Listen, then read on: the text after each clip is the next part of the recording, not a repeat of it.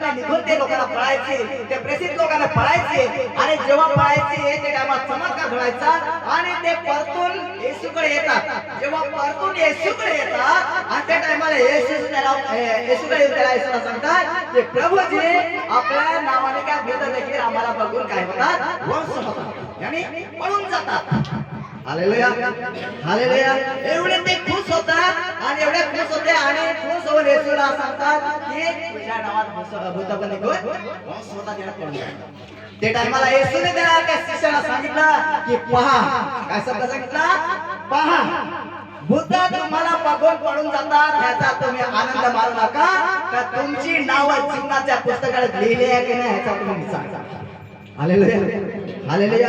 आजच्या काळात मोठे मोठे कलिसे आहेत, कलिसामध्ये चमत्कार घडतात, अद्भुत कार्य होते. त्या ठिकाणी माझ्या ब्राह्मणो ते लोक खुश होतात, अशा लोक खुश होतात, लोक खुश होतात. आपलं नाव कुठे आहे याच्याकडे कुणाचं लक्ष नाही. तो सामर्थ आपल्यामध्ये आहे, कारण देवाने अधिकार आणि सामर्थ आपल्याला टाकले आहे ते भूत काढण्याचं, रोग बरे करण्याचं आपल्यामध्ये सामर्थ टाकलेलं आहे. त्या सामर्थ्याच्या बळावर काय आहे त्याची कोलटाट पण त्याचं नाव जीवनाच्या पुस्तकाकडे आहे की नाही याचा ते विचार करा.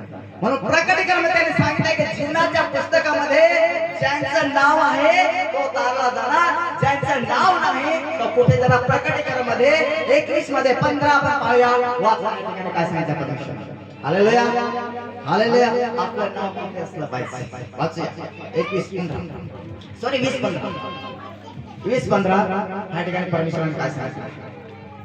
प्रकटीकरणाच्या पुस्तक शेवट अध्याय 20:15 ह्या ठिकाणी काय सांगितलं आपण पाहूया. ज्याची नाव जीवनाच्या पुस्तकात, जे कोणाचे नाव जीवनाच्या पुस्तकात लिहिलेले सापडले नाही तो अग्नीच्या सरोवरात टाकला गेला. Hallelujah hallelujah. पहा परमेश्वराने काय सांगितलं.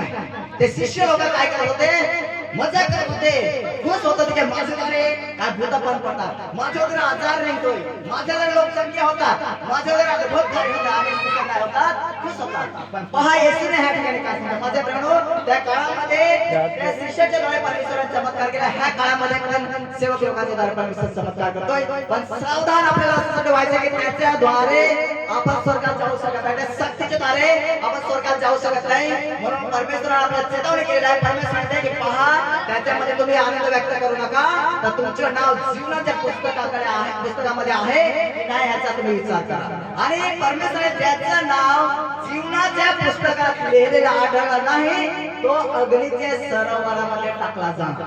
Hallelujah hallelujah.